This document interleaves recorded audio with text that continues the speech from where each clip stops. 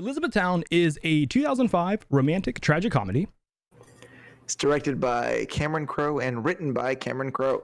Stars Orlando Bloom and Kirsten Dunst. Also Susan Sarandon and Alec Baldwin. The budget for this movie was $45 million, and the box office take was $52 million. The tomato meter rating is 28%, and the audience score 66%. The movie follows young shoe designer Drew. Story picks up right as he's caused what he calls a fiasco. He cost his company, it rounds up to $1 billion. He's trying to kill himself in what I think is the most hilarious method ever portrayed on film. It's a little macabre, it's a little dark, but it is really fun. It's funny. And right at that moment, he gets a call from his sister, played by Judy Greer, that lets him know that his father has died, and he has to travel to the city where his father's body is and kind of, take part in the ceremonies that are there. I thought this was a really touching movie. I enjoyed the story. I enjoyed the performances. There were a lot of the similar to Wish I Was Here, a lot of those moments where during a touching scene they do a really hearty laugh. They like balance the two emotions a lot, and it's done really well. So even though it's a movie that I think shows its age, I do still think as far as the verdict goes, I would have to give this movie a yes. I enjoyed it. Where do you land on this?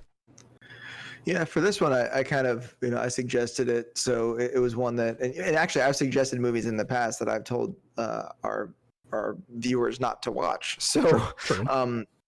Yeah, for this one, I kind of feel the same way you do. They kind of intersperse the sort of humor with like the bad sort of stuff, like the fact that it starts with a tragedy, a few different types of tragedies for the protagonist.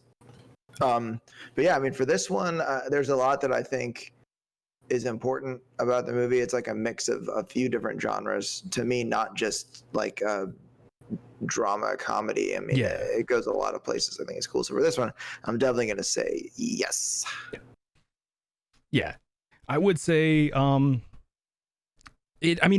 said before, like, anyone would get something out of this movie. I don't know if I necessarily agree with this one, but it is like, if this is your type of movie, if you enjoy the dramedy or tragic comedy style, then I really think you would get something from this.